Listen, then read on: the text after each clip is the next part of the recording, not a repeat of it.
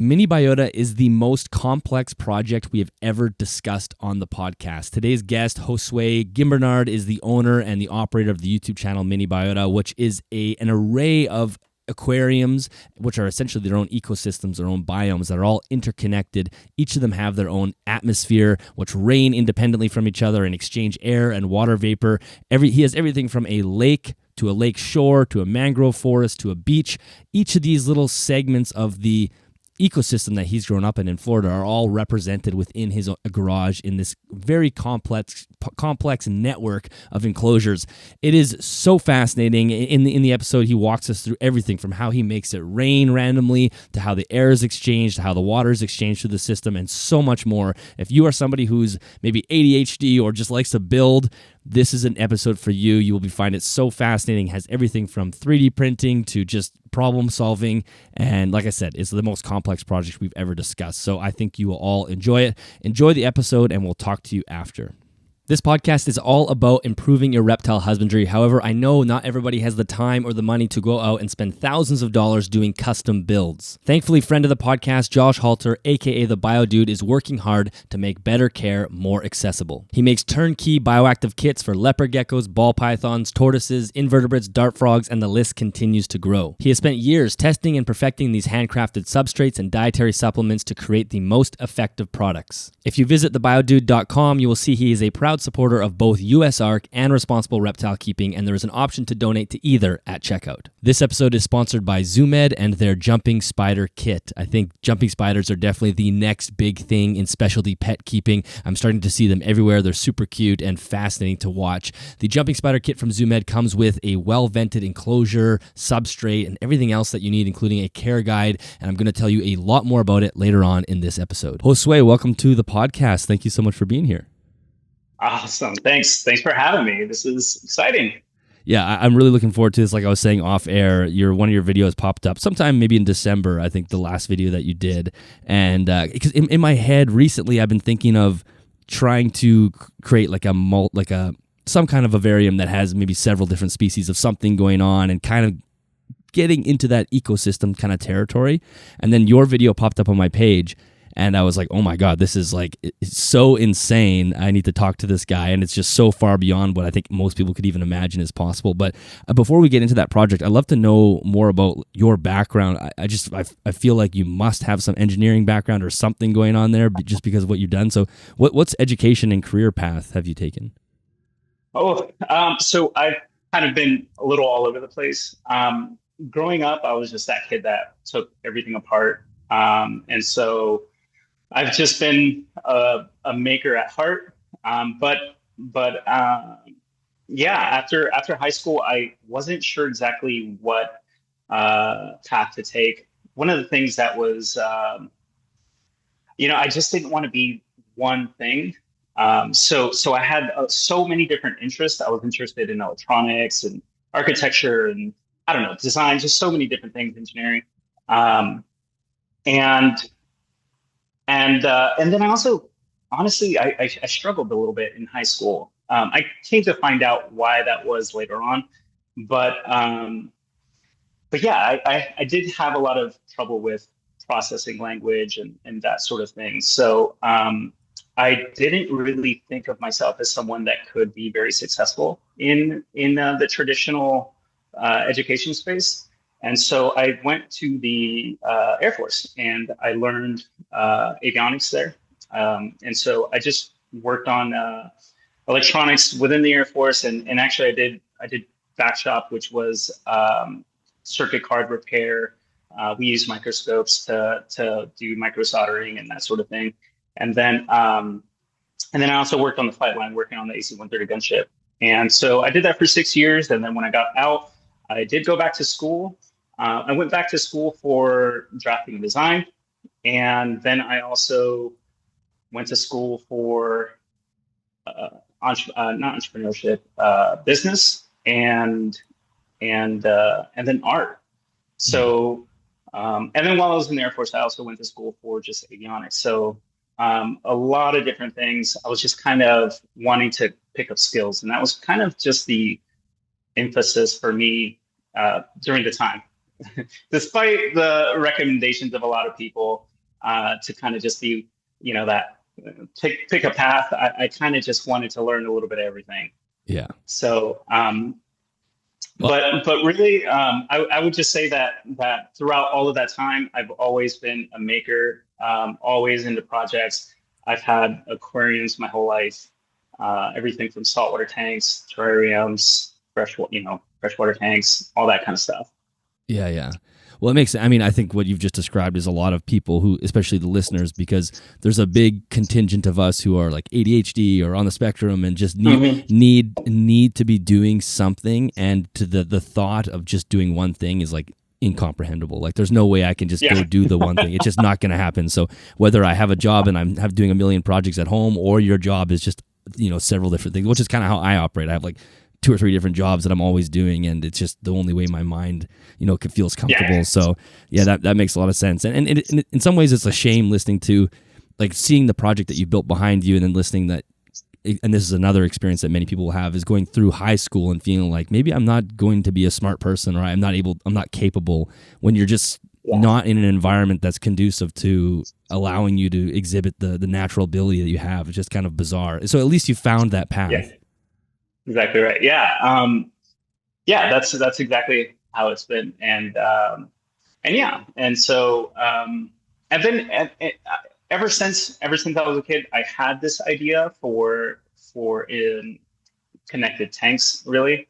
And so that has just always been something on my mind, that every kind of career path that I've taken after the military has been really about, with that goal in the back of my mind, just pick up skills and figure out things. And maybe one day I'll be able to put this thing together.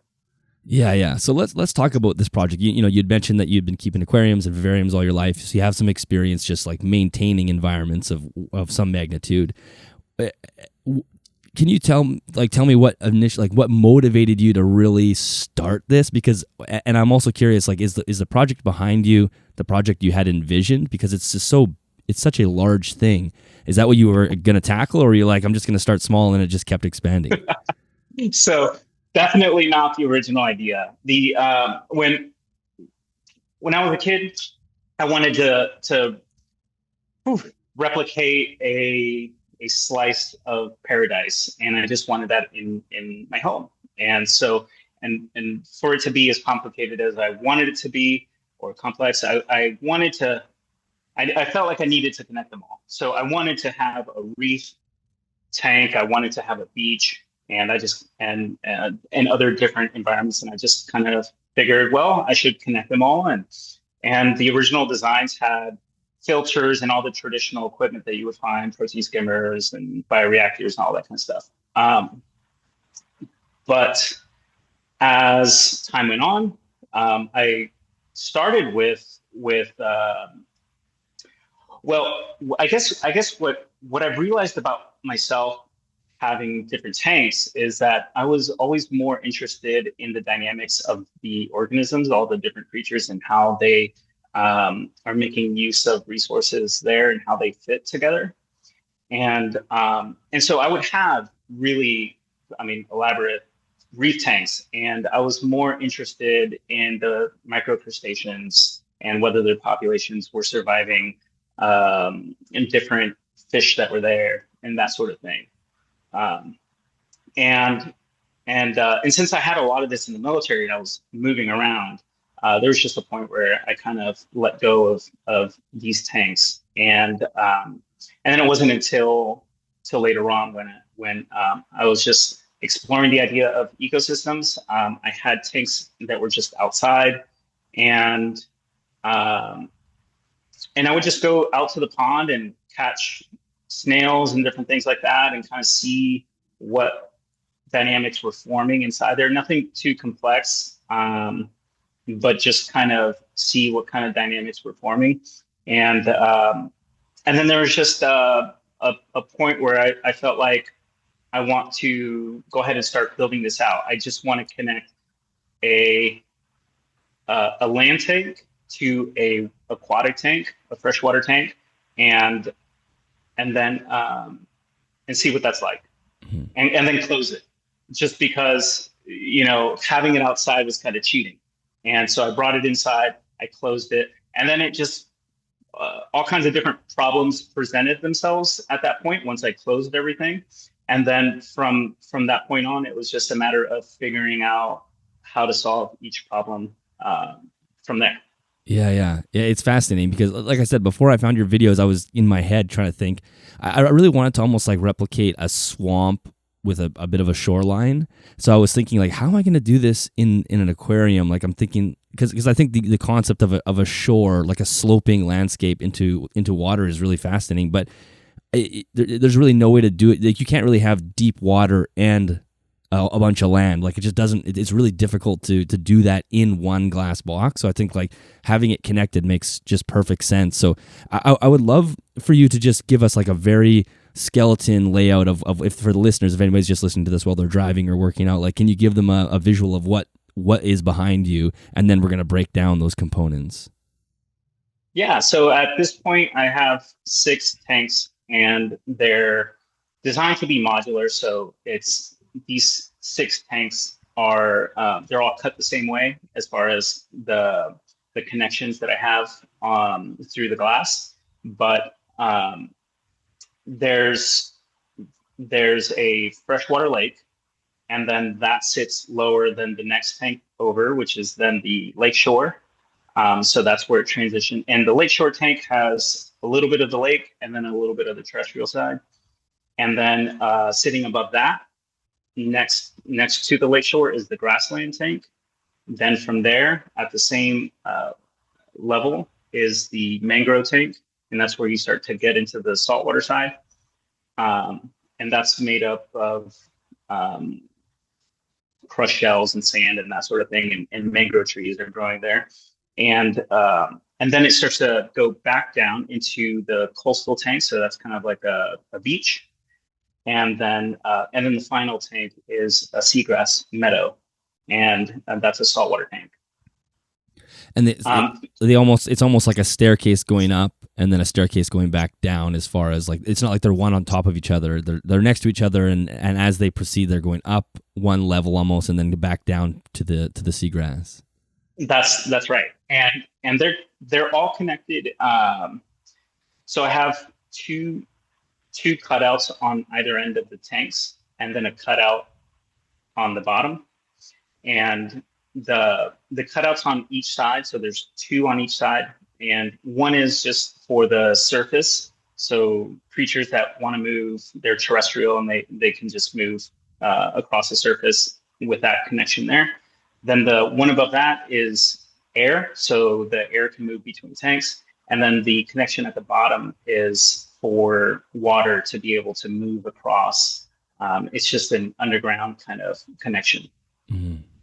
And are they all like 20-gallon tanks? Is that what they are? They're 29 gallons. 29s. Okay. Yeah. Okay. And then, oh no, go ahead. It's those special, it's those tanks that you can get really at a really good price, typically at your typical pet store. They have them on sale all the time. Like the $1 a gallon deal or whatever. Yeah. Yeah, that's perfect. And then what about the contraption that's on top of? I don't think there's one on top of every biosphere, we'll call it, but there's a few of them. Yeah. So the ones that these are atmospheres, and what they do is they behave just like an atmosphere. And the way they do that is I have a heat exchanger on the back of that tank, and it pumps and it receives very cold water. So I have a chiller that will send water to that atmosphere tank. It'll chill it. It can get down to minus 30 degrees Celsius. And then what happens is the top tank is cold. Cold air wants to sink, and hot air wants to rise. So the hot air from the habitat below naturally just convects up, and then the cold air comes down. And so what you get is a little bit of wind, and you have air that flows into the tank and is dry and it's cool. So you have a fresh air that's constantly circulating without the need of any fans or anything like that. Yeah. It's really fascinating, and we're gonna break down those a little bit more for people because it's just like a incredible design you have. But I'm curious, before we do that, you walked through the different ecosystems. Was there something about those ecosystems in the wild that, like, what drew you to replicate those specifically? So I'm from Florida, Central Florida, and I was born and raised here, and the environment was just something that I've always connected with. I understand the all the little creatures here. I just kind of grew up at the lake all the time, and just kind of that was really what I was. It was just my environment, and so I wanted to replicate the lake that I grew up at with the various creatures that are there. Um, and and then the woods that I was kind of at. So all of the material that's inside of these tanks is from these different places that I grew up at. Mm. Yeah, that makes sense. I mean, I think there's always something fun about setting up an exotic environment that's some remote place of the world. But I think it's even more special to replicate those ecosystems that you grew up in yourself, and that's what was taking me down this, like, kind of creating this swamp. I live in the central Canada, and it's tons of this, like, very wetland area, and there's lots of these kind of interesting swamps with tons of different fish, and for me, and then these nice deciduous forests, and something about replicating that in an internal environment, I think, is just fascinating. So I can totally relate to that. So let's get into these atmospheres again. Like, you gave us a quick breakdown, but for those, like, it's essentially like a chamber on top of the tank. And are those another 29-gallon tank that's on top? Yep. Okay.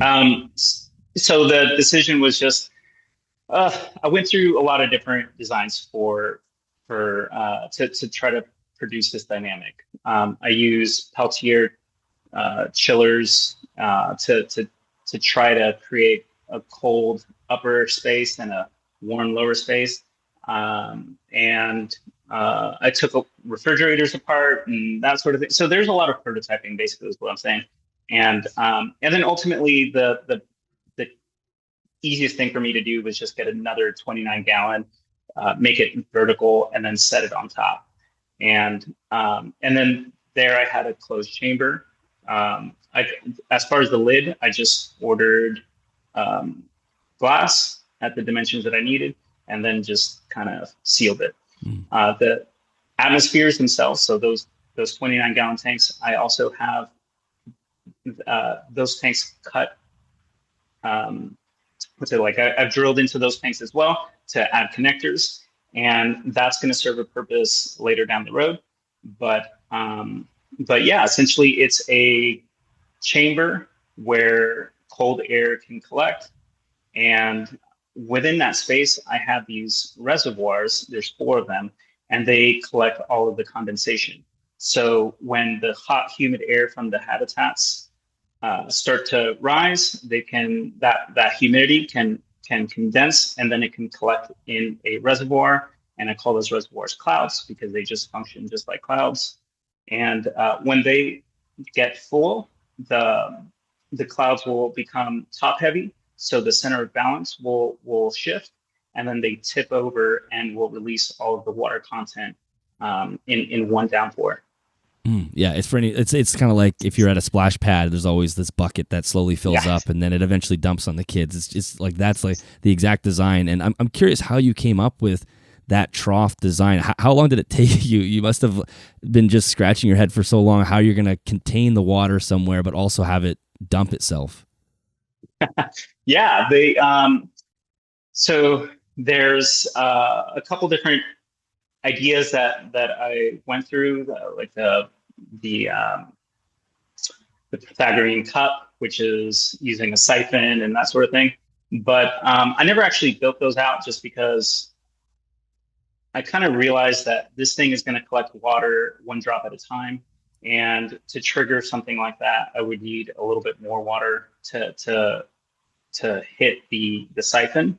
And so it just like you said, the splash pad was it. It was the inspiration. I was like, well, I know something that will get triggered, and what I was just looking for was something that could be triggered by just 1 more drop of water. So it's like it's right there. and then that one extra drop of water hits it, and then the whole thing triggers.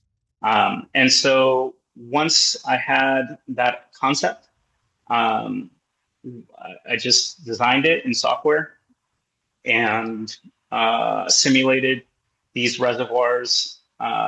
So I used a triangular prism because just, I don't know. So I kind of just simulate everything typically in my mind, and I kind of just go through that for a little while, and then once I have something that works, I'll go and draw it in software, and then in that software I simulated full and empty and where the center of gravity was. Then I could decide where the pivot points were going to be, and then I 3D printed the endpoints, and then made the reservoir out of glass. And yeah, I mean, it worked the first time. I made the whole thing, made a prototype, put it on my kitchen counter, filled it up with water. It triggered, and then I knew exactly what to do. Yeah, so it's basically this chamber that will slowly collect condensation, and at some random point will eventually dump all the water it's collected back into the ecosystem below, just like rain clouds operate. I mean, it's not like you decide when it rains. It's just they're slowly going to build, and eventually I'm sure you walk in one morning and you see the reservoirs have emptied themselves overnight because it, quote unquote, rained. Yeah, exactly right. Yeah. Yeah, it's really, really fascinating. Now, the size of the atmosphere, like you said, is a 29 gallon. Did you spend a lot of time trying to deliberate how much volume of air you should have as an atmosphere, or do you just think like basically doubling what you're giving? You have a 29 gallon ecosystem, give it 29 gallons of atmosphere. Like, is there any logical reason you went with that, or are you just simplicity wise? Before I had the 29 gallons, I had built some chambers out of insulation material.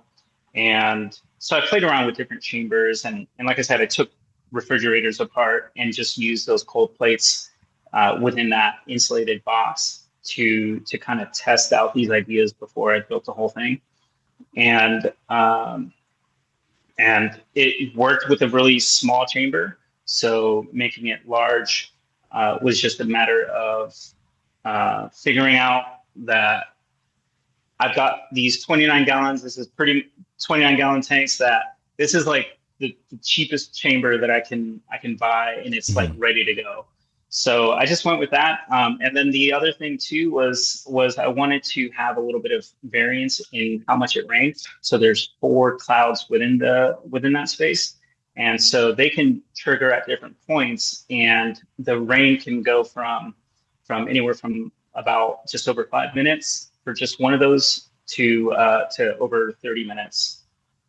So the amount of rain can vary quite a bit with each of these atmospheres. Yeah, because I guess if the top one triggers, it's going to trigger all the 4 below it. But if the bottom one triggers, it's just the emptying itself. Yeah, that's right. That's right. And then, so you have the panel on the back of the atmospheres that's causing the cool, like the air inside to cool down. You're using a chiller to do that. When you said minus 30, is that the temperature of the refrigerant running through the panel, or what? Or is that the air temperature of the? That can't be the air temperature because that would frost up your thing. Yeah. So I haven't pushed it to minus 30 yet. The chiller itself can get to minus 30. Okay. And you could add glycol to the system and make sure that the water doesn't freeze. Right. Okay. Gotcha. Because it is water running through the system. Yeah. And it's all on the outside. So the main idea here is to avoid using any kind of equipment inside of the ecosystem, because ultimately what I want to see is the dynamics of the ecosystem do its thing. I don't want to see a pump moving water. I want to see temperature moving water. So all the equipment had to be on the outside, and then the theory was, or the I guess the hypothesis here, or the idea is that the equipment should run, and if it fails, I should be able to replace it without cracking open the system. Gotcha. So that it could remain as a sealed, closed system for indefinitely. Yeah. And I guess in theory, once this is all up and running and seems like it's working well, you could drop the temperature of the chiller and start to simulate even like a seasonal situation, right? I mean, Florida, I was in Florida years ago, I think it was like 2015, and you guys had like a cold snap. And I was a swimmer, so we were training outside, and it got down to like 0 degrees. It was like 32 degrees Fahrenheit, and like all the locals are like bundled up with all their like huge coats and everything. And we were swimming at the beach. People were like taking pictures of us. Like, these Canadians are crazy, but it was really cold. So I can imagine you could drop those temperatures down to the atmospheres to 0 degrees Celsius at some point to kind of simulate a winter. Yes. So the chiller, the chiller's going to, once everything is running the way that I have it, the way that I intend, it's going to be running at -30 always. And what I'll then be able to do is run that cold temperature through a line, and then I have a separate pump for each atmosphere and each habitat. So each biosphere each biome has its own heat exchanger. So those heat exchangers have their own pump that taps into that -30, and then they'll send cold temperatures to reach certain targeted temperatures. So different seasons will be able to be simulated. The atmospheres are probably going to receive cold temperatures at all times, full cold temperatures.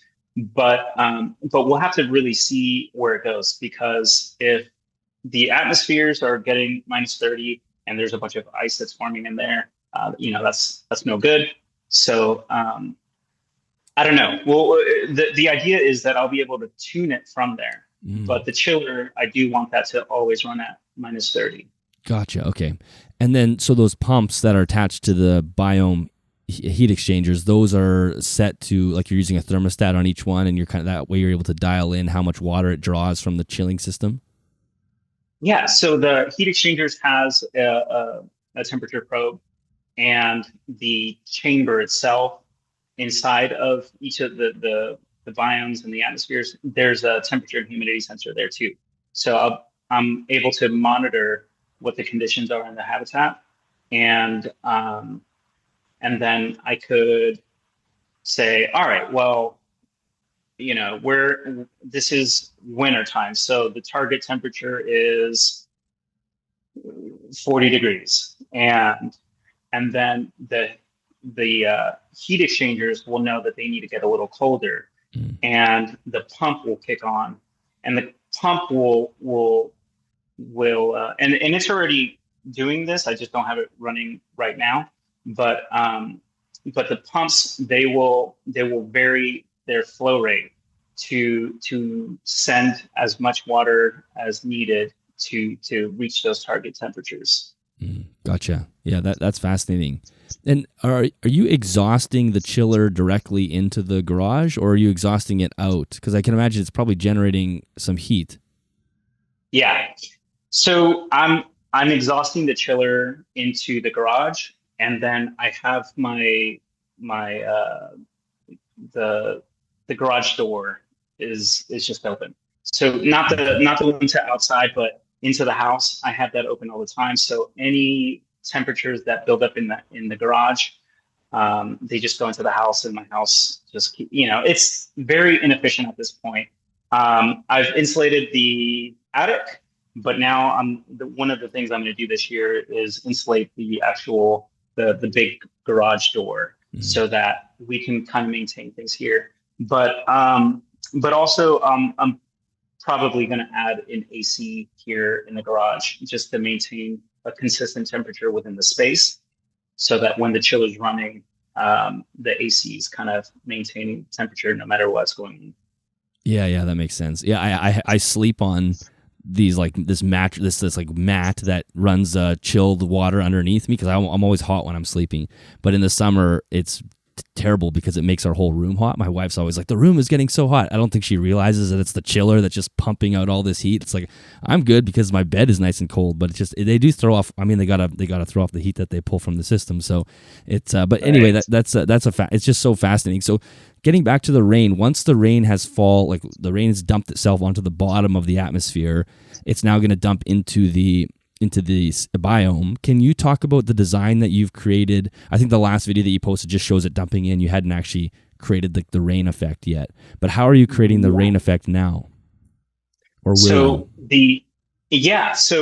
I've gone through a couple different designs for that, and just like you mentioned, right now it's dumping into the habitat. It's not distributing the way it should be.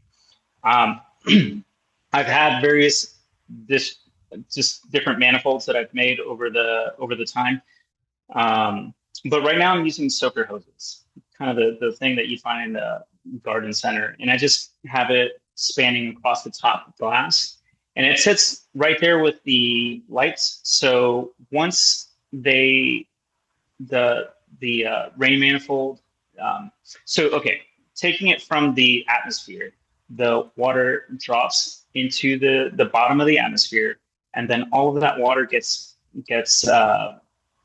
it flows through these connectors that I have that's attached to a hose, and those hoses go down into the tank, and then they just kind of run across the top of the glass on the inside. And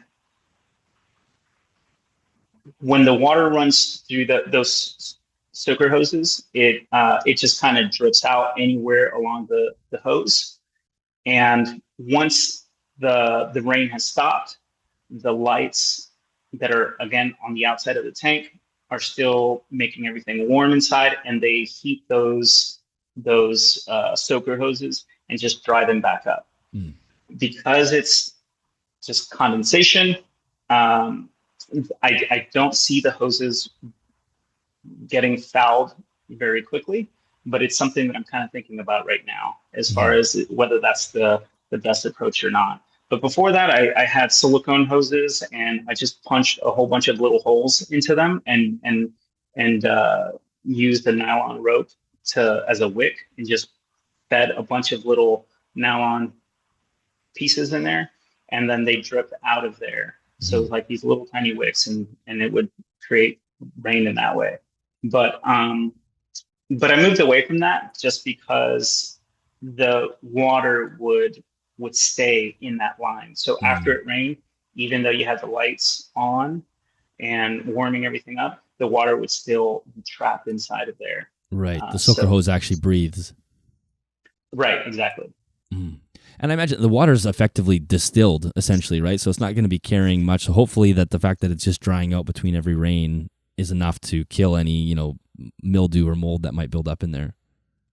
That's right. So the biggest thing that I'm worried about is slime bacteria, the same stuff that you find at the exhaust of your AC. You go to your AC line, and there's like a buildup that forms in there, and that's all bacteria, and it grows independent of light. So it could be, it could pretty much grow anywhere there's moisture. And so that's really my biggest concern. As far as the atmosphere goes, I'll probably have UV lights in there, and then I'll insulate those atmospheres just to make sure that there's nothing growing inside of there.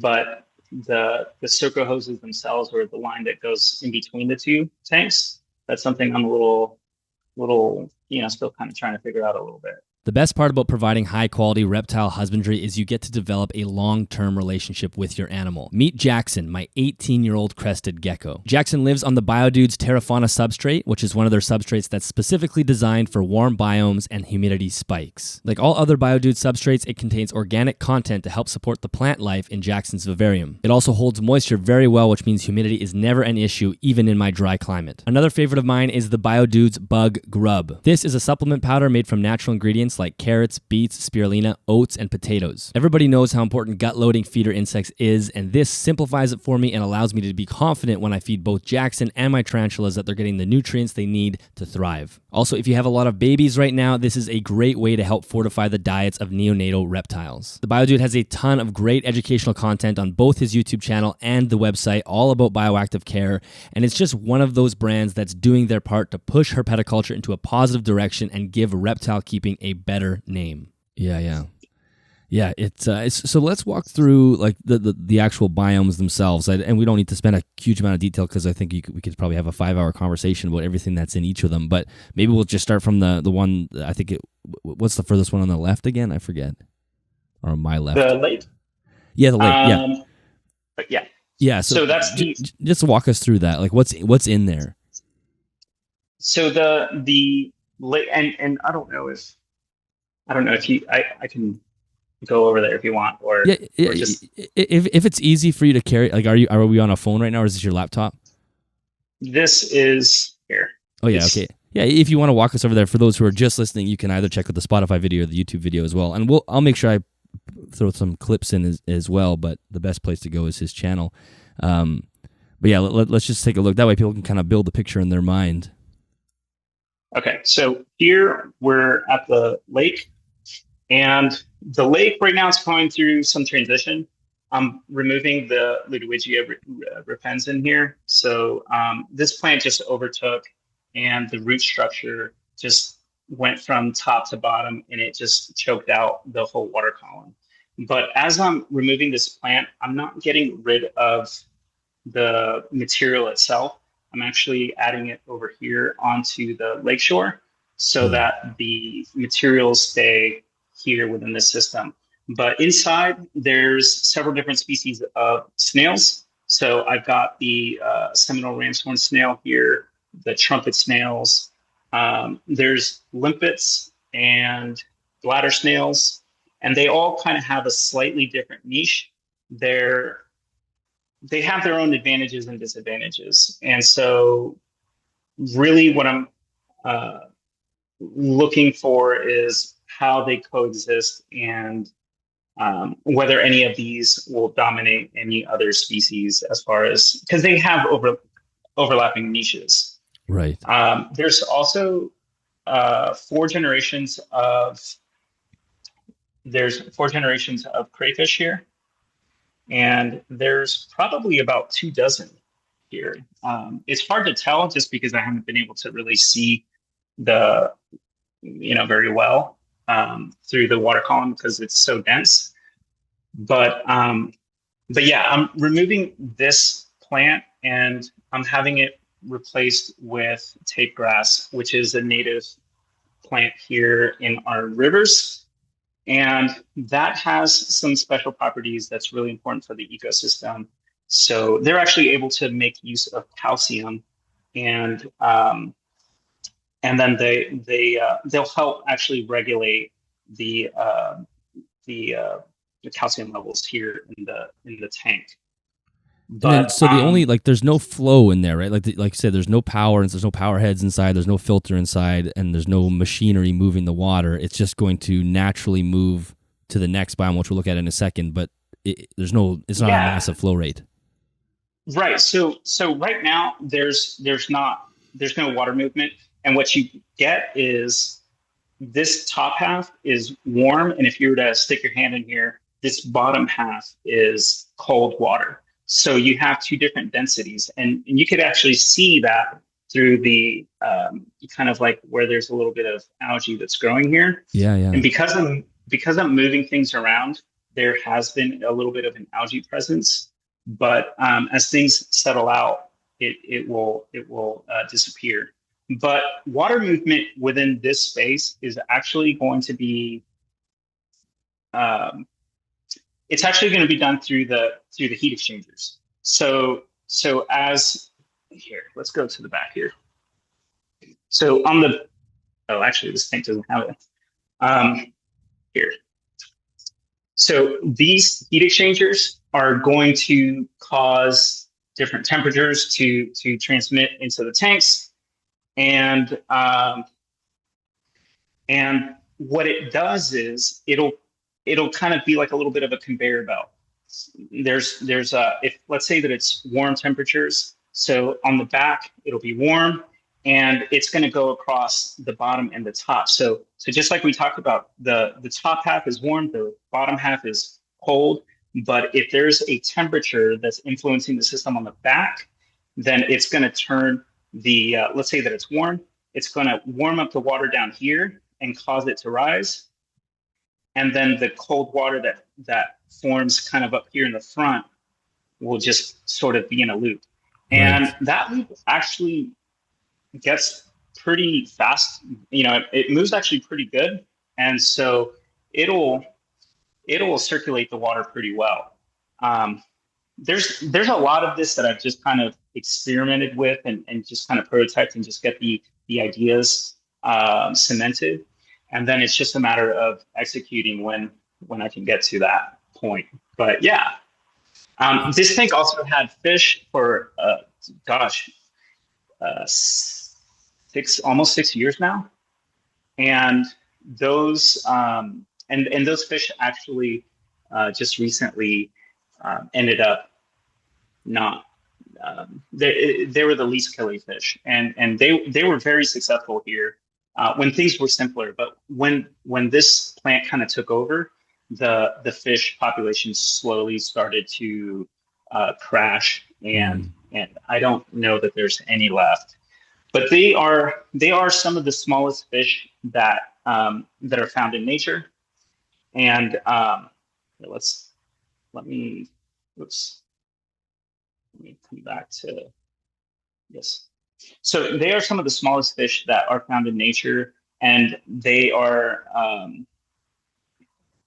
they eat algae just as much as they eat anything else. So they're omnivores, and they did really well. They've reproduced for several generations, and they'll probably be introduced here at some point once the ecosystem is doing a little better. But so is the plant just changed the like oxygen levels, or like how did the plant disrupt the system so much that they couldn't survive in there? So they, I want to say that after the move, so I moved here into the space in June, and they their population declined at that point. So I think it might have been the stress. I don't know if it was. I didn't see any kind of oxygen stress or anything like that. You could tell pretty quickly with the organisms; they just all come to the top. So I didn't see anything like that. There's plenty of zooplankton everywhere. So there was protein for them. There was algae. I'm not sure what caused their decline. It could be that there's a flagfish, and that flagfish was just eating them, and that could have been it. But at this point, I don't have sensors in the tanks yet, so I'm not measuring things. And really, I do test the water, and the results are really boring because there's just everything is just perfect and balanced every time. Mm-hmm. So that doesn't tell me a whole lot, but even when you see the water green, the test results are everything is balanced, everything is perfect. Yeah, it's just like that one organism picks up, whether it's the algae or whatever it is, it's like this. It's going to keep a balance. Yeah, exactly. Yeah, that's fascinating. Okay, that's great. So then this one moves on to the shoreline, which I think this is the genius solution that I was trying to figure out in my own mind that I just couldn't, because I couldn't figure out how to get to how to have some water and land with having some depth. You can't do it without having two separate scenarios essentially. Right. So going back here, this bottom connection is connecting down to underneath, and then the top connection for the lake is connecting to the bottom connection of the lake shore. And right now it is overgrown with Ludwigia. Again, this plant has just totally dominated everything in this tank. It used to not be like this, but I added this plant just over a year ago because it's something that was kind of edible for the crayfish, and it grew really fast. And so I added this plant, and it ended up growing way faster and it's just way more aggressive than I had anticipated. And the crayfish can't keep up with it, and they get bored with this plant, I think. But yeah, this plant does really well in the water, but it also does well on land, and so it's just moved up onto the terrestrial side, and it doesn't seem like it's shown very well here in the. Oh yeah, you can see it. Yeah, it's there. Yeah, and there's no animals or maybe there's some invertebrates in this, but there's no like larger animal of any sort in that one. Well, I have lots of insects. So over here in the grassland, we have some Florida woods cockroaches and spiders. We have hermit crabs that are constantly here. The mangrove crab was here just yesterday picking at all of this. And so there's animals on land, and they just move across the tanks. So it's not like they are stuck in any one tank. Gotcha. There's some creatures. Yeah, there's some creatures here that have made it to all 6 tanks. So that's amazing. Yeah, and then so right now the main thing that I'm doing here is I'm beginning to add some new plants that will hopefully outcompete the Ludwigia and also serve as a food source to some of the invertebrates here. So that's kind of the thing that I'm working with in this tank. Gotcha. That's amazing. And then so after this one comes to the grasslands, and so I'll get you to talk about that, but also one of the questions I will have about this is, once everything is sealed, plant clipping obviously is not going to be a thing. Like, are you worried about this stuff kind of growing up to the ceiling and having nowhere to go? So so maybe let us know what's in this, and then how you will solve that problem, or if you will solve it. Yeah. So with the grassland habitat right now, there's a little bit of a competition with the grass. There's a plant here that's over in this side. It's called the Brazilian pepper tree, and it grew over on this side, and it just kind of started trying to dominate the light coverage here. And so you have the grass that's responding and growing up because of it. The idea here has been to keep grasshoppers. So this can be a grassland. There's grasshoppers that are reproducing, and they kind of keep everything in check. But grasshoppers have been a little bit more difficult to keep. And so I'm still trying to understand exactly what's going on with the grasshoppers. And I think it has to do with just the availability of morning dew, just water for them to drink, because they're eating so much fibrous plant. And so that's what I think is going on. But they've reproduced, and they just haven't been able to make it into a solid second generation.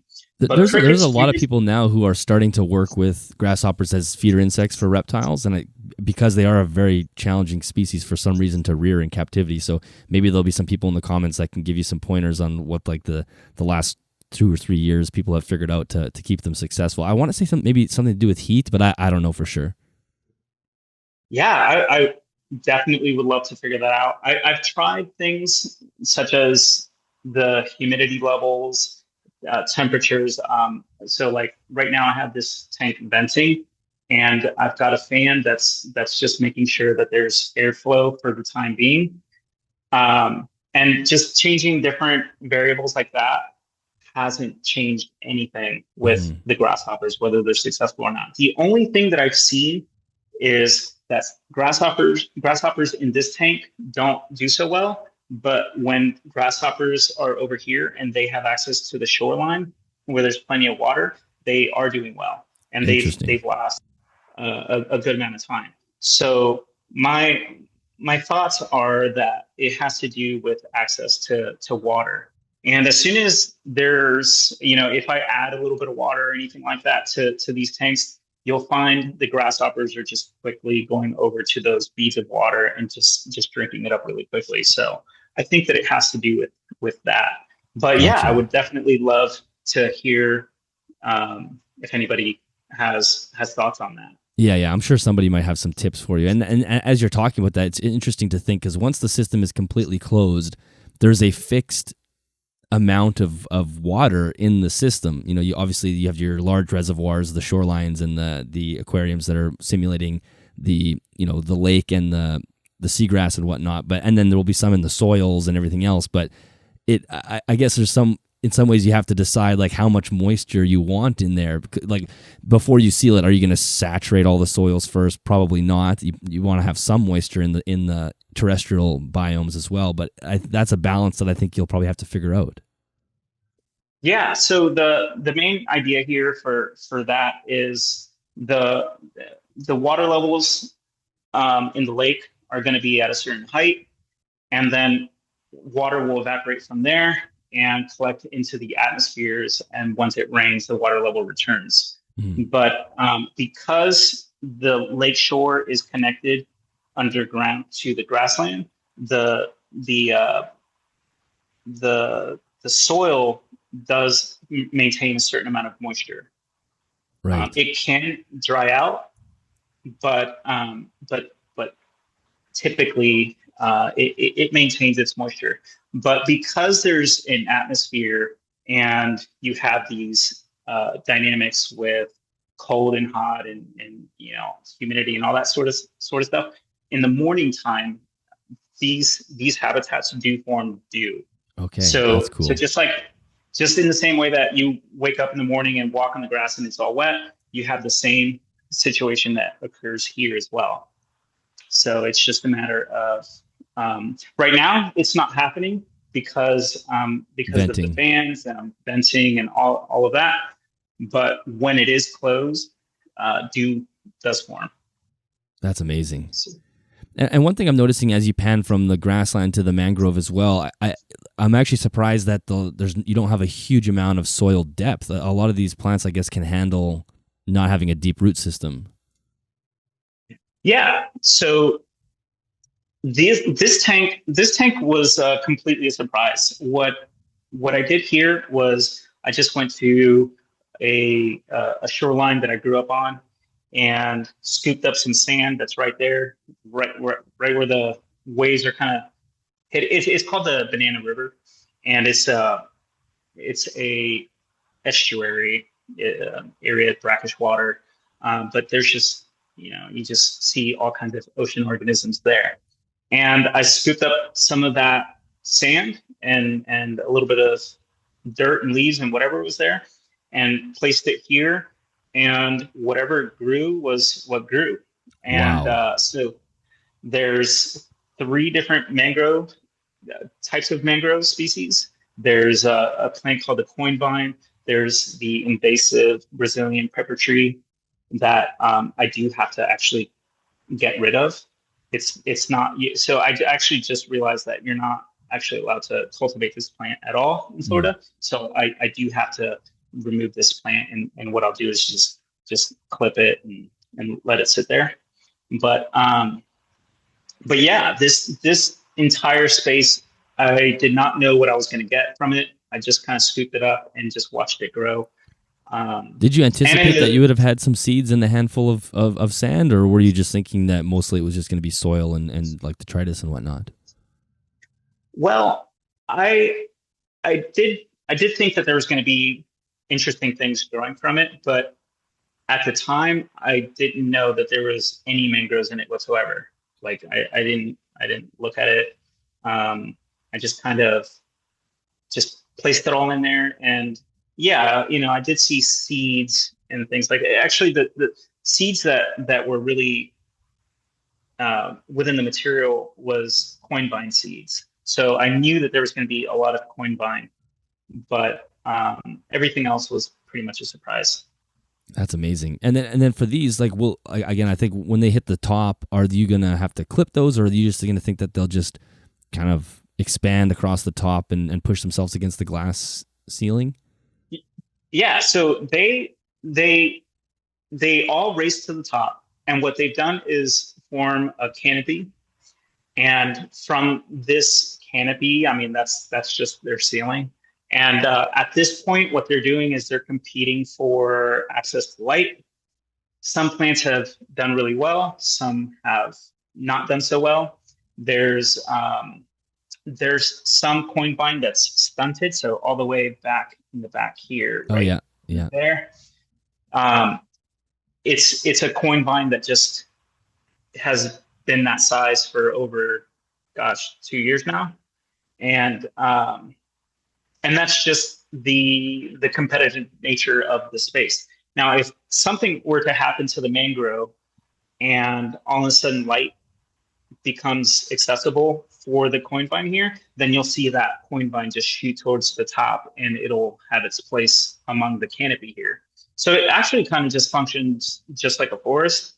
And what the plants here are doing now is they're just thickening. So the mangrove, the black mangrove that's back there, I'm sure you can't really tell from the video, but it's about almost as thick as my thumb. Wow.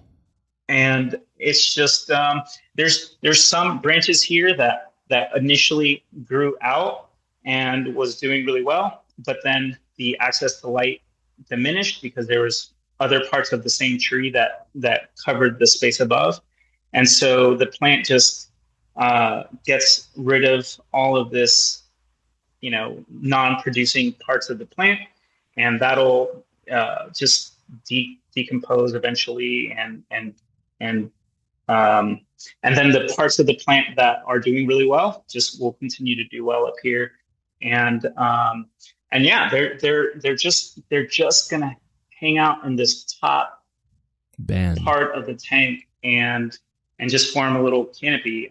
In that canopy, there's a lot of insects that hang out there. That's kind of just a shelter for them. You could see that there's the Florida woods cockroach is another one over here. Oh yeah. But there's this is a spot where humidity is a little bit higher, and there's temperature differences within this space if you were to measure it. So it's kind of interesting that even just within this space you have these different dynamics, and very similar to if you were to walk into a mangrove forest, you could kind of it's like the same thing, just very small. So it's almost like a bonsai type of mangrove forest. It's what it looks. It's exactly what it looks like. I mean, it just if you're pan close enough to the glass and you can't see the fact that it's an aquarium, it looks like you're just on the ground somewhere, and it's like like chaos of nature is within it, and there's big branches, small branches, nothing is uniform. It just looks so cool. Yeah.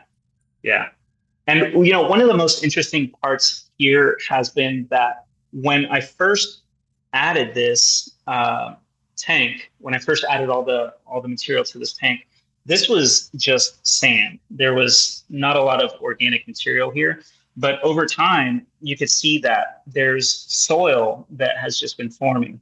Wow. And so all of the isopods, they get the leaf litter and they will eat it up, and they live underground. So the isopods come out at night, they start eating all this leaf litter, and then they take it underground, and they are essentially creating soil over time.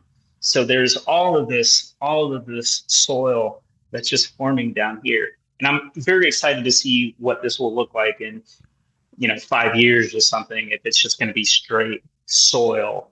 Instead of, I mean, I guess the sand will still be in there, but it'll be the ratio will change to the point where it might just look like it's actual soil, and so the level in theory should just continue to rise, which is basically it's like the light is converting to plant leaves, and the leaves are dying, and that's converting to soil, and then the actual soil levels will top up just by virtue of that cycle. That is completely. I mean, obviously that's how nature works, but it's just fascinating to see it work on this micro scale. Yeah, it's that's one of the reasons why it's so important for this system to be completely sealed, because right now, just like you were saying, it would kind of build up over time, and that's just because of the carbon that is collecting in the system, and that carbon right now is coming from the space. It's coming from outside the system. Right. So all of this bulk is is coming from the outside world, and that's not ideal for the system. So the main thing here is to have it sealed so that the carbon that is exchanged, the carbon cycle here is all within this system. It's not coming from anywhere outside. Yes, that makes perfect sense. That's amazing. And one thing, you mentioned that you have the temperature humidity probes for each biome. How is that, like, where is the probe? Because if you want to seal it, and the idea is that if something breaks, you don't have to crack it open to get in there. Is it in the atmosphere, or how will you access it? Yeah, so I have to seal this a little bit better, but I'm working on that right now. I have here. So these this is like one of the ports on the atmosphere. Here, actually, I have one right here. So what I've done is these end caps, I've just poked the wires through, and I have the probe on the end. These probes are temporary. These are just cheap temperature humidity sensors that I'm just kind of testing with. The ones that I really want are kind of expensive for now, so I'm working my way up to it. Mm-hmm. But yeah, the sensors are the kind of like the only thing that's really coming in from the outside, as far as something that's powered, and this is the kind of like the only thing that I really couldn't get away from. I didn't want to add anything from the outside world in, but it's also important to be able to measure what's going on in the system. And so I could have measured from just the temperature of the glass, and I might still do something like that, but I'm never really going to be able to get humidity that way. So at this point, I have to kind of concede a little bit and add a probe into the tanks. But yeah, it's just going to be just like you see here. If the probe goes bad, I'll have to crack open the system. So yeah, I'm looking for some really just more resilient options there for the kind of thing. And will the probe always be in the atmosphere, or will you actually have a probe running down into the biome as well? There's also, so here, this one's a better example. So here I have a probe that runs into here, and it's just kind of within that space. It's not down into the biome below, but it's within the space where the two tanks kind of meet. And let's go around to the back. But the information that they gather right now, I have it on these little screens. So I have temperature in Celsius and Fahrenheit, relative humidity, and then the liquid temperature, which is the temperature of the probe in the back here in the heat exchanger. Gotcha. And what they do is, so I've got the probe, and then this whole bit right here looks, it's very messy. It's still very much in the prototype stage, but I've got all of the probes and the screens connected to an ESP32, and this is a power supply, and this here is, you can't really see it too well. This here is the pump controller. So whatever temperatures the computers are getting, they then tell the controller to run the pump or not. Gotcha. And then, so this is the chiller. It's sending its cold temperatures to this line here, and it just runs in a loop. And then each tank has a pump that will tap into that loop and then sends that cold temperature to the heat exchanger, and then it just goes back to the loop. Gotcha. So, and right now I just have the atmospheres connected, but each of these tanks will also have a heat exchanger. These are older ones when I was testing things. But So the atmosphere and each biome will have its own heat exchange. So you can have a different temperature for, like, you can manipulate the temperatures separately, basically, or will they be kind of attached to the same probe? Like the corresponding atmosphere with that biome will be set to the same sort of temperature, so they're drawing at the same time. I guess it's one pump, right? well, each tank is going to have its own pump. Okay. So the idea is that I'll be able to change and adjust each habitat's temperature. And because of that, you can create rainy seasons, you can create dry seasons, you can create different dynamics with that, just by adjusting the temperatures a little bit. And one of the things that's really fascinating here is how much of a difference 1 or 2 degrees has on a system like this. So if it's, because it's closed and everything is just connected to, everything is just connected. If you adjust the temperature here to a little bit cooler, then you'll get different dynamics than the tank directly right next to it. And the plants will respond differently based off of that too. That's amazing. Yeah, that is so cool. But what can I say? The goal is to essentially have all of these sensors upload the information so that I can chart it, and it will follow the local climate environment. So right now where I live, if the temperature outside is, I don't know, 80 degrees, well, then this biome, which represents that particular area, will also be 80 degrees. And because this one is in the coast and whatever temperature that part of the coast is, then this one will match that temperature. And so all of these tanks will kind of have their own kind of like fine tuning for temperature. Yeah, that's so cool. And so I'll be kind of just replicating all of these different places, and it's all in Florida, so there's not going to be anything too extreme. And so that's. But when you fine tune the temperatures, will you be fine tuning both the heat exchanger on the back of the biome and the atmosphere on top? I'm not exactly sure how I'm gonna. I imagine that the atmosphere is going to be pretty static. I still don't know if it's going to be static or if I'm going to be changing those temperatures. Gotcha. I think it's because what happens is the colder that the atmosphere gets, obviously the more influence it has in the biome below. So it's just going to be really trial and error to see how to how the whole thing is going to work. I'm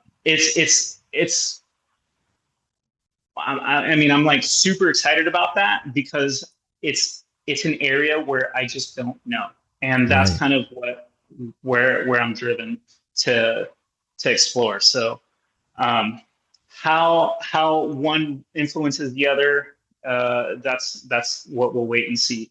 But each of these atmospheres, they also have connectors, and this one's an old design, so it doesn't have the one here. But the idea here is that I'll have these connected to each other. From these bottom ones will be connected, and then the tops will be connected, and the middle is going to be where the sensors are. And the reason to do that is so that the weather can travel across these terrestrial habitats. There's going to be a lot more water that's generated over this tank. And this tank is also going to get an atmosphere at some point. I just don't have that built because, just kind of focusing on what's important at the moment. And these terrestrial sides needed to have atmospheres more than the lake. But eventually they'll all have atmospheres. And the lake, right above the lake, obviously you're going to have a lot more water and rain that's going to be produced. And I don't want it to just kind of rain all the time in the lake. I want that to be able to, like travel to all these other tanks so that Right. the moisture that's produced over the lake can actually travel onto land, and then it can rain on land, and then that water, because the ground is all connected, that water will, of course, make its way back to the lake. Oh, that's amazing. That is so So cool. And yeah, because then I guess you'll have moisture from both sides. You have the other half, which is brackish and salt water. Obviously, the salt is not going to move. The salt will remain in those two areas. But in theory, the water vapor will exchange between the entire system. there is a goodness, there is something that a problem that would come from this eventually. But right now, the two sides are not connected in the Okay. ground because the salt can actually penetrate miles inland in nature, and this is much less of an obstacle for salt to kind of creep over into the freshwater side. So right now, these two tanks are not connected. So let's say that it rains a whole lot over here, and some of that water makes its way over here, just because of the air or the humidity or whatever's making water kind of creep over into this area. Well, you could end up with a situation where this side ends up flooding, and that water has nowhere to go. So the fix for that is what I'm going to be building this year. So that's something we can get into, now, or we can talk about that. But essentially, what I'm going to be doing is I'm going to be building an estuary, and it's going to what I think is it's a unbroken. I think it's I'm not sure if this has been done before, but what the idea is that there's going to be a unbroken chain of water from the salt water side all the way to the fresh water side, and that water level will be equal across the entire ecosystem, no matter where water ends up. But to do that, it's obviously I think it's just a complicated type of system that you have to build in order to do that. You basically Again, you need to stop the salt from moving, basically. yeah. So it's kind of like a big salt obstacle course that I have designed for this. And I'm so excited about it. Like, I cannot wait to test this out. But essentially, this system is going to go from the 6 tanks that we have here to 14 tanks. And so that's going to cover all of this space. And the main thing that it's going to be is we're going to have another lake tank here, then a river tank. Here in the middle, I'm going to have some more tanks that are coming out this way, and this is going to be the brackish area. So I'll have just different brackish tanks. And then out here is the estuary system.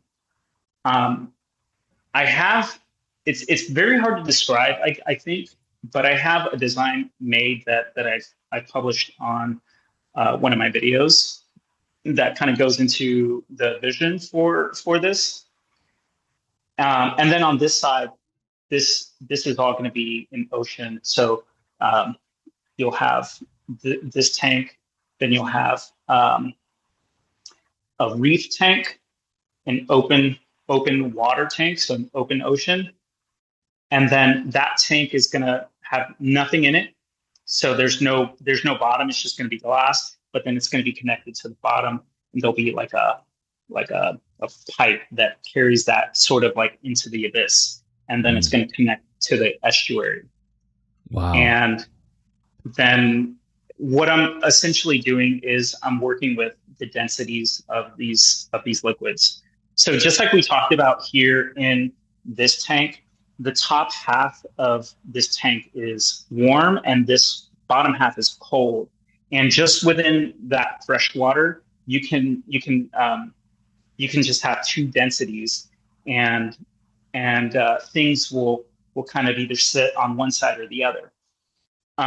With saltwater and freshwater, you already have two different densities, and then it's just a matter of creating a system of baffles and just it's all going to be passive. It's like a passive obstacle course that the water would have to go through in order for the densities to, or for the salt to creep its way into the freshwater side. And because there's constant raining and water movement in that sense, freshwater is always going to be pushing down into that obstacle course and pushing back that salt toe that tries to make its way upstream. Right. Wow. It's just incredible to think about how complex it can get when you're trying to replicate nature. It's just like it never ends. Can we quickly run through those last two, like the coastal and the seagrass? That way we can kind of finish off the kind of the loop. So over here on this side, I recently added plants to this tank. It used to just be just kind of like a beach, but there's a red mangrove that's growing here. There's different grasses. And what I was aiming to do here is stabilize the sand a little bit, and then create some more resources for the isopods that are in this tank. But this tank started out with 6 fiddler crabs. There's a mangrove crab that lives over here in the mangrove forest, but in the coastal tank you've got 6 fiddler crabs, and they are around. I don't know if you can see it here in the video, but there's one that's just in the water, right? I don't know, right there. Yeah, I can see his body. Yeah, and they have been doing really well. They've been here for about 2 years, over 2 years now, and they usually only live about 18 months or so. Wow. So they I think just with the calorie restrictions and things like that, their life can extend a little bit further than typical. But yeah, they normally hang out just in this tank. Sometimes you'll find the fiddler crabs over here in the Seagrass Meadow, or sometimes even, I've seen them go all the way to the lake, so they'll sometimes do that. But for the most part, they are just in this tank, and they're sifting through the sand, and they're just finding little particles, bacteria, algae, other micro crustaceans, and things like that, and they're just kind of filtering that out of the sand. And then, this is where the kind of the wave action sort of comes in.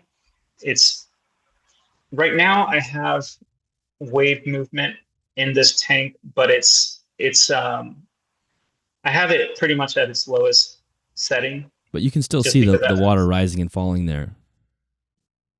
Yeah, and it could be a lot more dramatic, but I have it set to. I actually just fixed it because it broke. so I have it. I fixed it. I changed up some things. I gave it a feedback mechanism, and so now the wave system knows where it is relative to this track, and it just didn't have that information before. So things are working much better. But I have it on its most minimal kind of water movement setting for the time being. But as far as this tank goes, it's pretty stable. We'll see where this red mangrove will go. The red mangrove that was in this forest actually got outcompeted and it died. There was 2 of them. They both died. And that just has to do with the fact that the red mangrove grows a lot slower than the black and the white mangrove that's here. So It just got outcompeted. And so I just added one to this side, and it's all by itself so that it can flourish here. It looks like it's doing so well so far.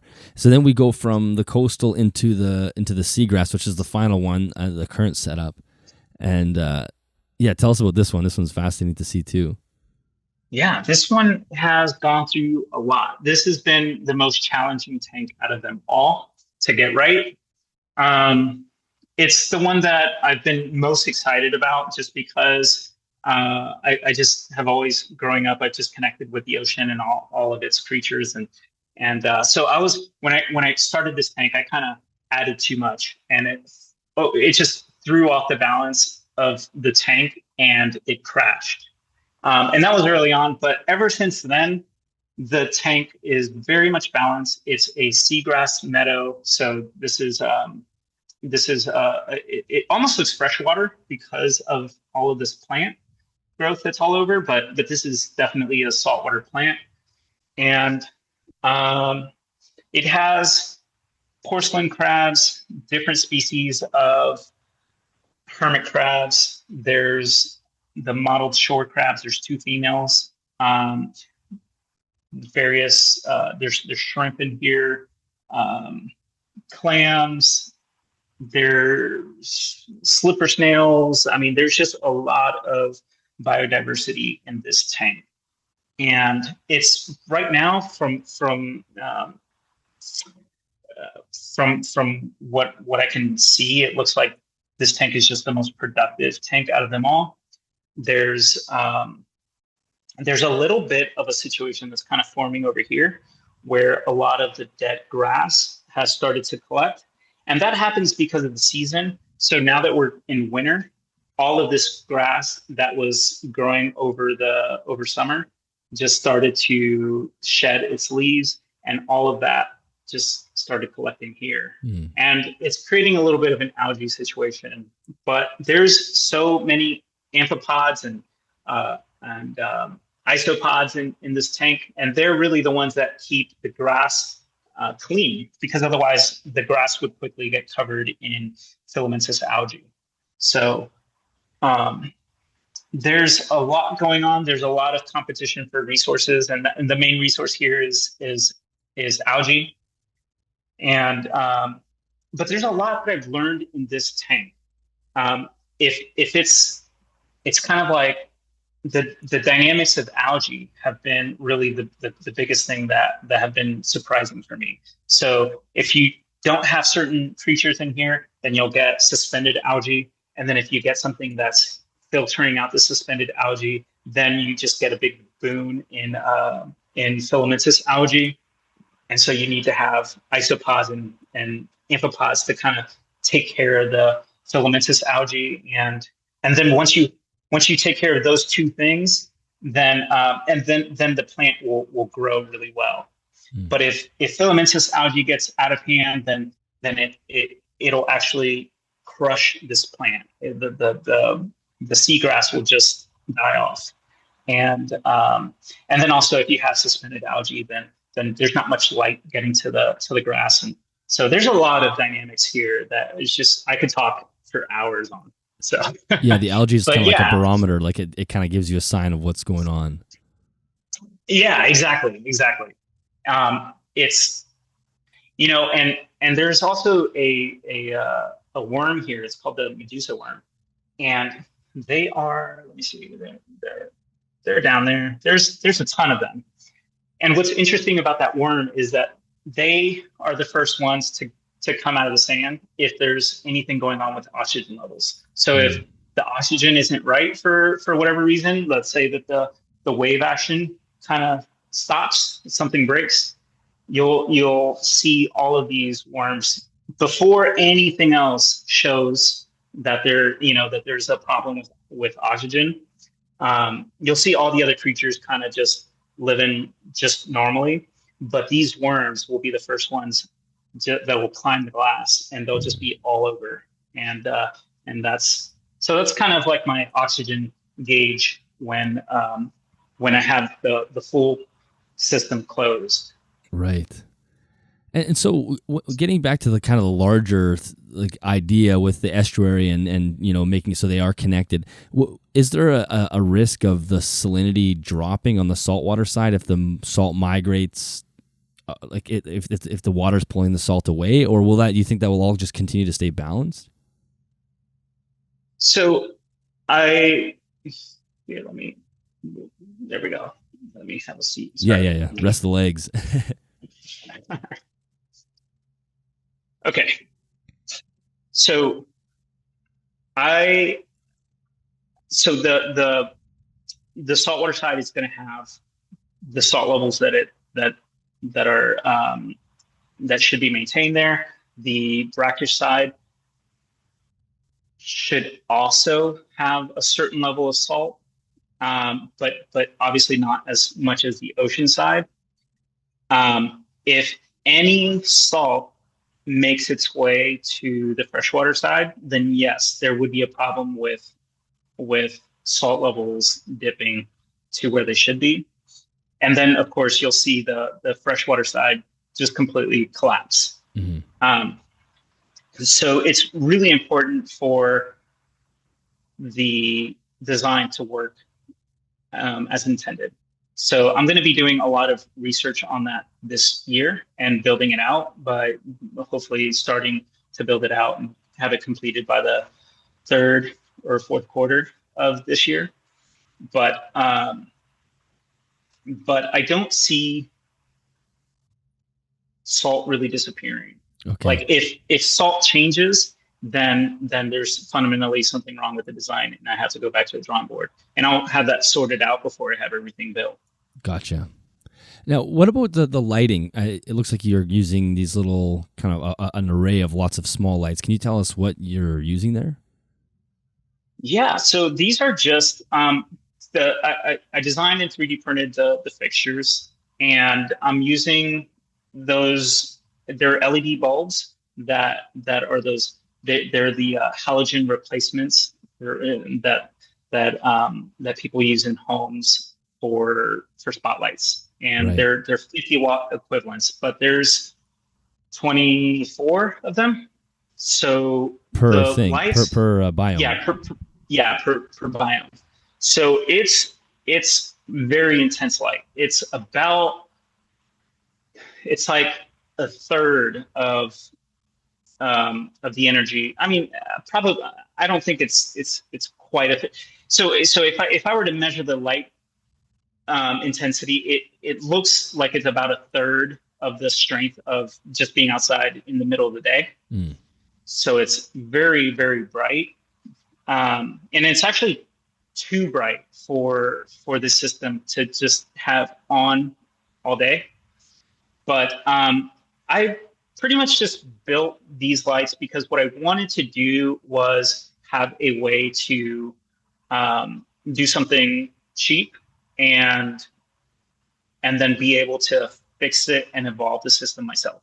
Right. So like if I were to buy lights off the shelf and lights go out or whatever, I'm kind of SOL and I spend a lot of money. And as far as, I mean, actually I don't know too much about how the hobby is today. When I was growing up in the hobby, it was metal halides and that sort of thing, and the T5s and all of that. But yeah, I wanted to have something that I could just be able to roll out and change and learn from. And, for me, the whole thing is just the journey. It's just about figuring it out. It's about seeing what works. I initially had lights that I could change the color and I was playing around with that for a while, where I could change the temperature, like the color temperature. The color temperature, yeah, and then recreate just morning and kind of ramp up the light gradually over the course of the day. And I'm still working towards that. But when I built out all of this, I kind of just needed a solution that I could implement at the moment. And so I just used really cheap lights that I could just build. But the intensity is there and it works. Right. In the future, so here, okay. So in the future, I'm building out a controller that will be able to replicate morning, it'll have over 4,000 steps of light, so that you can kind of just really gradually create the sunrise and the sunset, the different color temperatures that are associated with that, and then also have a little bit of color in moonlighting and that sort of thing. Mm. So, and the light sequence is also going to be API attached to what our actual conditions are. So that's going to be part of it too. And actually, light is going to be one of the things that is going to have a big part in the dynamics within the system, because they are going to be what produces the heat. So Right. if the light is no longer what they are now, and I change it to something else that slowly gradually ramps up and has different color temperatures and ramps back down, that's going to change the temperatures that are inside that system. So everything is going to have to work together in order to be able to make it all work. So that's this is the part of the project where I'm going to be working on in quarter one and quarter two. Gotcha. Lights and getting the atmospheres insulated and the rain system going and the sensors and all that sort of stuff. It's like, once in your mind, once the project is, like, let's say done, although it probably will never feel like it's done, and you have these like 14 biomes and it's sealed, what do you like? How do you just see like yourself getting in there and enjoying it every day, or do you feel like it's going to be a forever tinkering? Forever. Yeah, because right now I can just fit 14 tanks, but I want to see more. The vision for this project is really about simulating Earth in a sense. It's kind of like just having a pet biosphere, which the biosphere is the organism. It's just at a different, like, it's a magnitude bigger, but just brought down to a size that like I can enjoy, people can enjoy. And understand. The thing for me has always just been that the organism that is our ecosystem is so vast and complex, and I just want to be able to understand it at a scale that I can relate to. And so that's kind of what I'm trying to, that's where I'm going with this. Mm-hmm. And so there's a lot to that. There's a lot of different environments that would be awesome to recreate, such as the like a desert biome or rainforest or a tundra, different things like that. And so I have all of that sort of mapped out in my mind as far as how to execute that. It's just a matter of getting to that place. So, once these 14 biomes are put together, there's a lot of learning to do. And I'm also building a website where all the organisms can be tracked and the dynamic can really be understood a little bit better. So when I come out here and I make an observation, all of that information is just going to be automatically documented onto the website, so that people can understand it too. Mm-hmm. But from there, what I'd like to do is be able to move this to a space where many more environments can be built. I think it would be awesome to do a lot with this. Everything from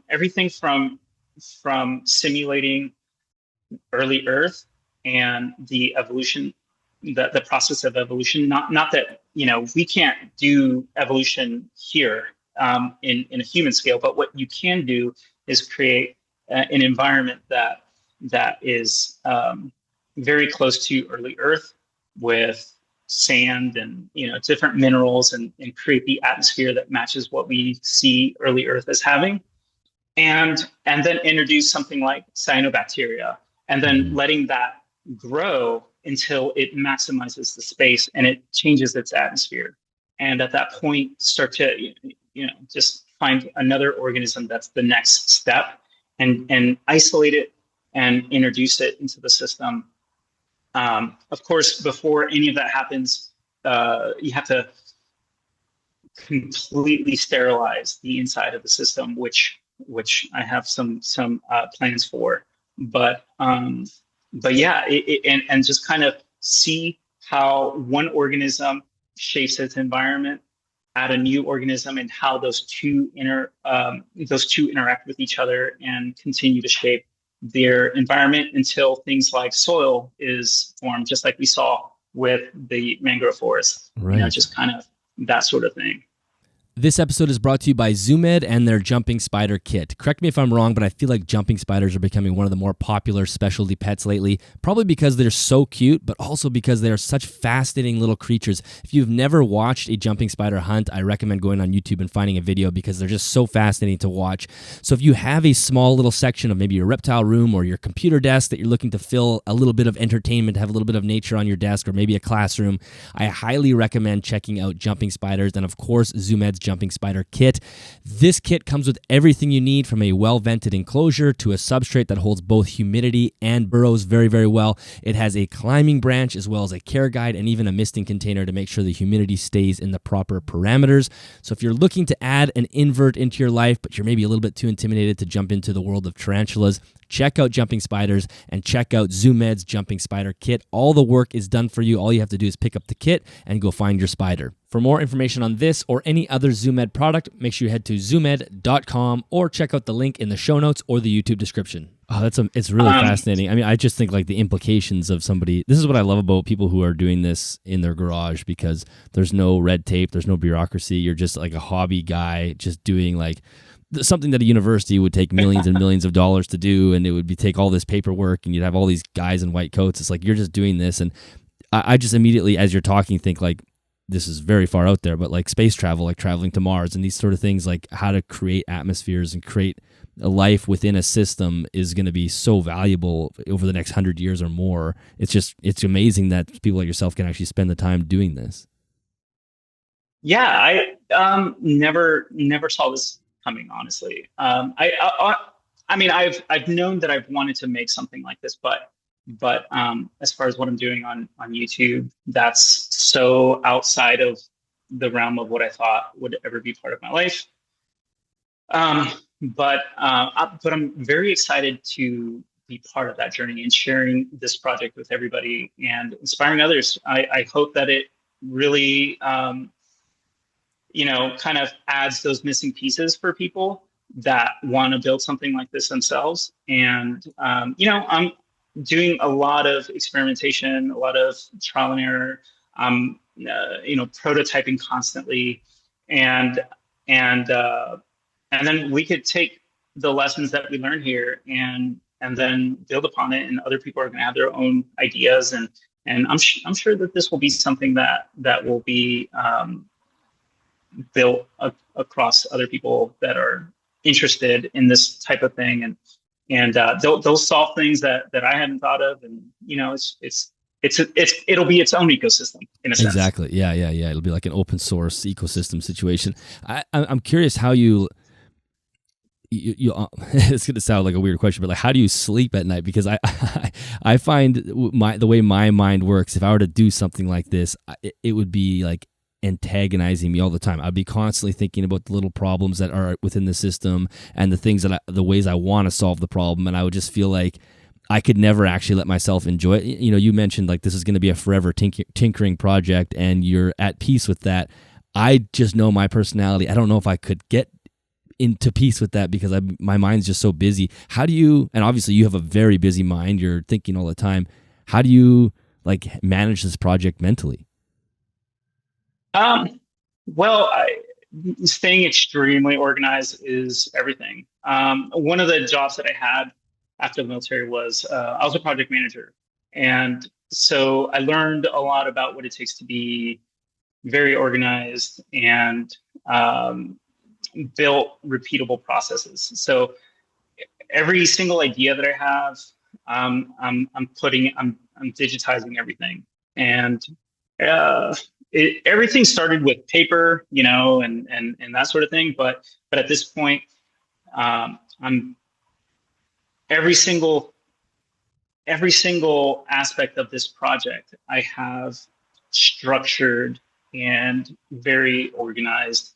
And that's the only way. Like Mm. that's the only way. If there's someone suggests um, a, a piece of equipment that I should take a look at, I'm gonna I'm gonna put that in a place where I don't have to look for it. I just it has everything has to have its home in a Right. sense. So every part of this project works that way. All of the organisms, the interactions, observations, everything gets documented and organized in some way, um, and really just kind of put into process. So I try not to have anything lingering in my mind ever. Like if I could just drop it off somewhere, then I'm going to do that. And that way, it's put in such a way that I could say, oh, I really want to start working on the lights, and then I can just jump right into where I left off, and that could have been 6 months ago. And it's like no time has passed. I'm right back where I was. Yeah, yeah, that's a skill I need to work on because I'll just think about these things forever. And even though it's pointless, I'll be like driving in my car somewhere and I'll just think about the same thing for 3 hours because I don't. But you're right. It's like compartmentalize it, diarize it. You don't have to think about it and hold it in your mind the whole time. And I feel like you're also very good at failing. Like this idea of experimenting and just knowing that most likely this first 5 iterations of this idea are going to just completely flop, and just know that that's part of the process and have zero issue with the fact that it didn't work. Yeah, I think it's one of those things where people talk about now a lot, where you have to just really enjoy the process of failing. Like Mm-hmm. that's something to celebrate, and for me, it's definitely that. It's prototyping, failing is actually. I had a specific training for that, which is before I started this project, I was developing this, which is a microscope adapter, and it's a universal microscope adapter that allows you to put your phone on any microscope Oh, and be cool. able to take pictures and video. And that was a very difficult problem just because things had to be aligned so perfectly for it to work. And, any microscope and any telephone, that's kind of like, you're spanning a lot of different things there. And it also had to be very intuitive. And I learned a lot about having, you kind of start with an idea and you think, oh man, this is it. Like I have it figured out. And and then you design it and then you 3D print it and then you realize you were completely wrong. And I would say that the most important thing that has taught me this whole process has just been that quick feedback loop of 3D printing, designing something. So you're just getting an idea, you're designing something really quick on the computer, you test it, and then you're getting instant feedback. And then you just go back, you take that information, you go back to the drawing board, and then you just rinse, repeat. And that's been what I think has got me to be able to do a lot of this. It's I never really lose sight of the problem that I'm trying to solve. Mm. And it's just a matter of time. I mean, there's a lot of things that are probably, whatever could be considered not possible or whatnot. That doesn't bother me because it really drives me to, I don't know. I think it's just kind of like that little rebellious nature within myself where it's like, you know, I don't, I don't,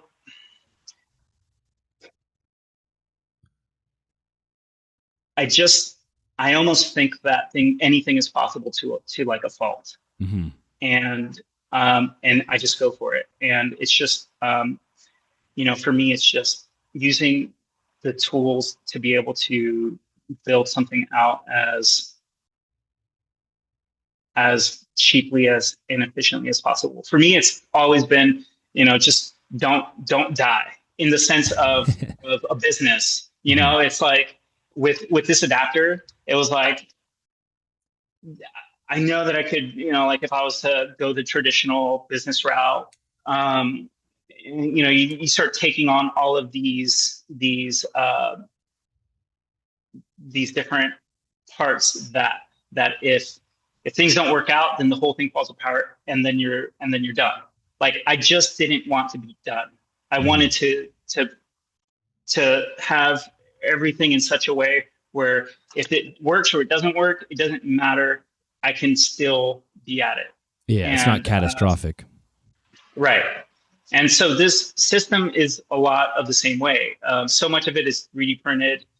Designing is the easiest thing I can do.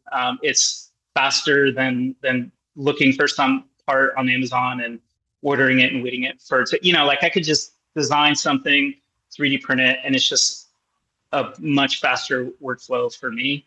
And it's very sustainable. So yeah, the 3D printing world is something that I'm not really familiar with. I've had some people on the show who've done some 3D printing, and I see it becoming a lot more popular now, but it just seems like it's such a game changer for anybody that's a maker. And my son he's only 3, but sometimes on YouTubes we'll watch like guys who do these crazy Lego contraptions, and they're building all these little machineries that, like the other day he was like making waffles with these Lego things.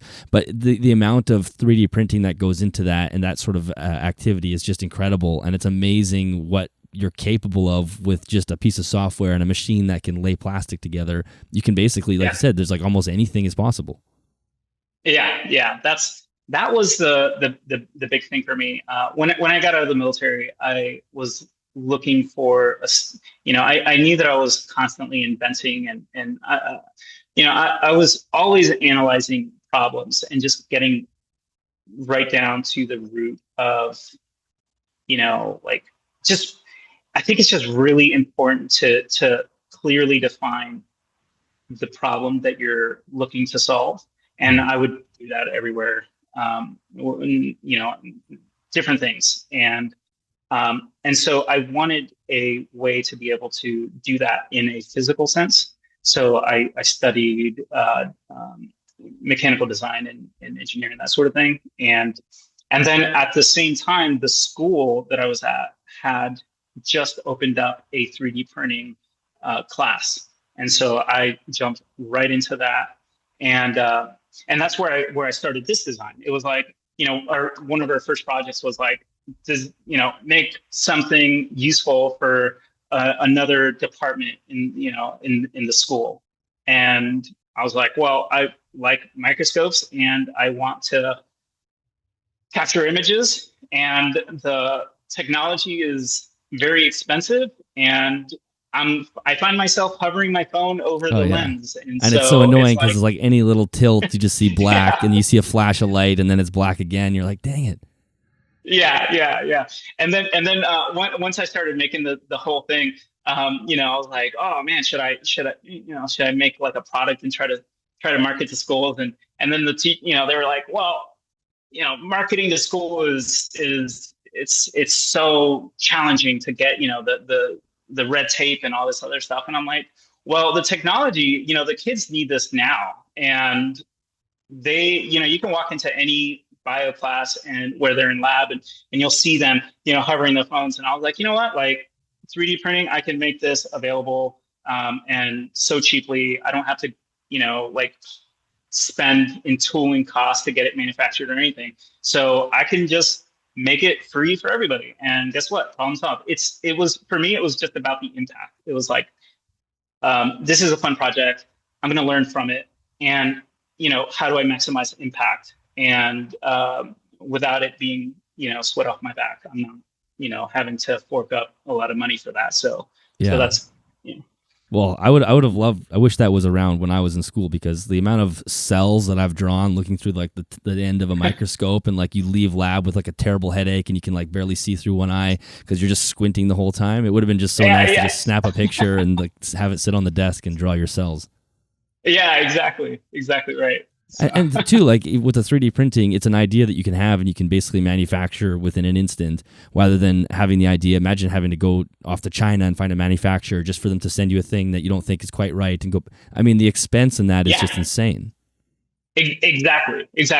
So that, all of these different moments, they taught me a lot, and so I'm really grateful for it. But yeah, it was like, should I get a patent, and should I, learn that whole process and what that really means. And I think that for many cases, you want to do that. But for my case and what I was trying to do, I was really just focused on the impact and just being able to learn the things that I wanted to learn, just have fun through it.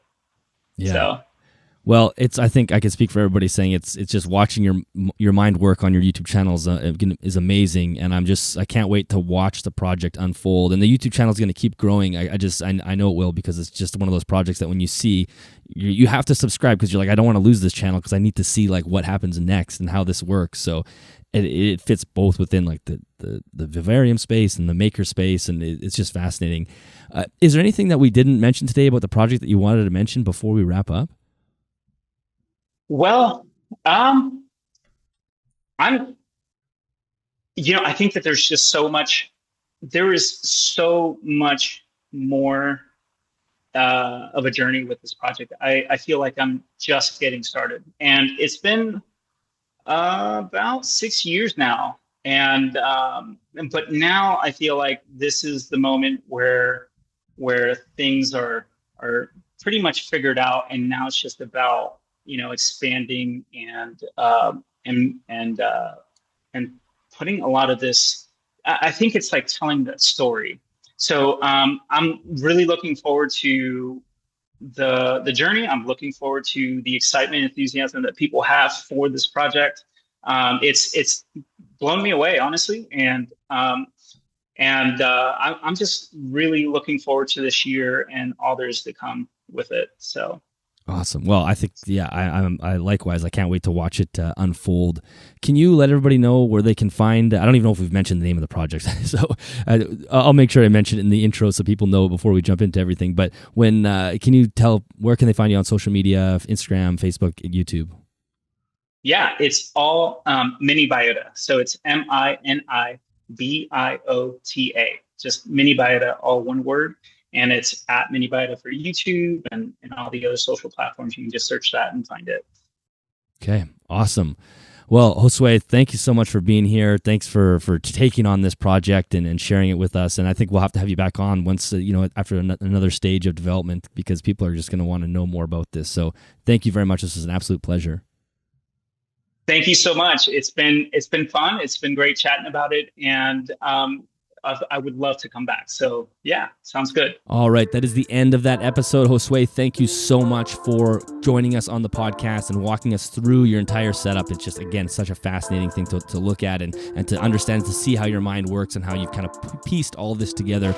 I will say, if anybody listened to that episode on either on Spotify or Apple Podcasts or what have you, make sure you go back to either the video version, because he actually Josue walked us through the whole setup visually, but also you can just go check out his channel to get way more detail on all of that, because that's where you'll find the most content as far as the visual aspects go. But there is a video version of the podcast on Spotify and YouTube for those who want to watch as he's discussing the setup. Thank you, listeners, for checking out the show and listening to it. Thank you very much for being here. If you enjoyed it, make sure you share it on social media or any platform. Really does help us find new listeners. You can help support the show at www.patreon.com/animalsathome. You can check out the show notes at animalsathomenetwork.com. And I think that is it. Thank you all very much for tuning in this week, and I will catch you in the next episode.